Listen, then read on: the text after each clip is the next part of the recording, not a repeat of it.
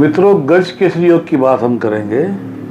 गज केसरी योग कब बनता है, क्यों बनता है और क्या लाभ है इसके।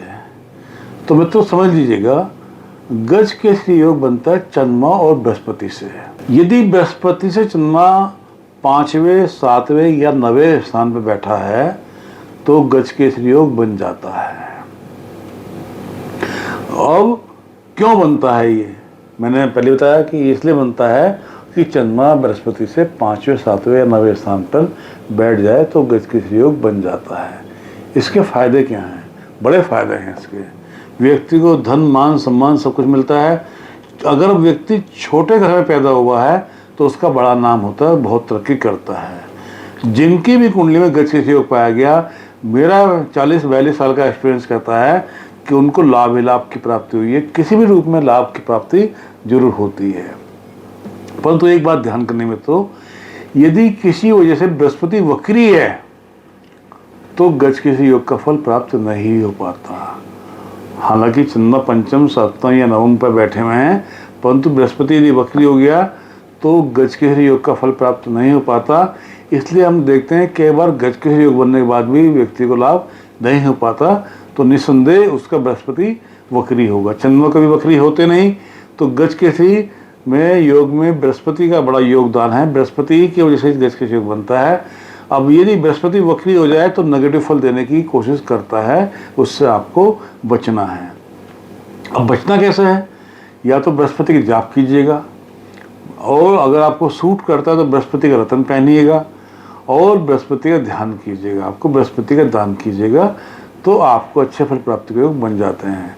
मैंने ये पाया कि ऐसा व्यक्ति जिसकी कुंडली में गज केसरी योग पाया गया है, छोटे घर में उत्पन्न होता है परंतु बड़े काम कर जाता है। बहुत अच्छे अच्छे जो राजनीतिक हैं, बिजनेसमैन हैं, उनकी कुंडली में गज केसरी योग पाया गया, जो कि उनको तरक्की के योग बना के चलता है। तो आप भी अपनी कुंडली देखिएगा कि कहीं आपकी कुंडली में गज केसरी योग तो नहीं, और है तो आपको क्या फल की प्राप्ति हो रही है।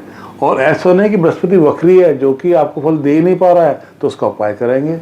उसका उपाय मैंने आपको पहले बताया, या तो रत्न पहनेंगे, या बृहस्पति के जाप करेंगे, या बृहस्पति का दान करेंगे। एक काम करेंगे तो उसका बृहस्पति का जो नेगेटिव प्रभाव है वो खत्म होने के योग बन जाएंगे। मित्रों, गज केसरी योग में अगर मैं रत्नों की बात करता हूँ, रत्न पहनाने की बात करता हूँ, तो सबसे बड़ा प्रेफरेंस देता हूँ मैं बृहस्पति के पुखराज को। बृहस्पति का रत्न होता है पुखराज, परंतु पुखराज पहनने के लिए हमको देखना पड़ता है कि लगन क्या है, राशि क्या है।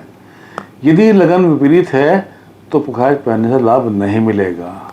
उस समय बृहस्पति के जाप करेंगे या बृहस्पति का दान करेंगे। और यदि लगन बृहस्पति का मित्र है तो मित्र फिर तो फायदे हैं।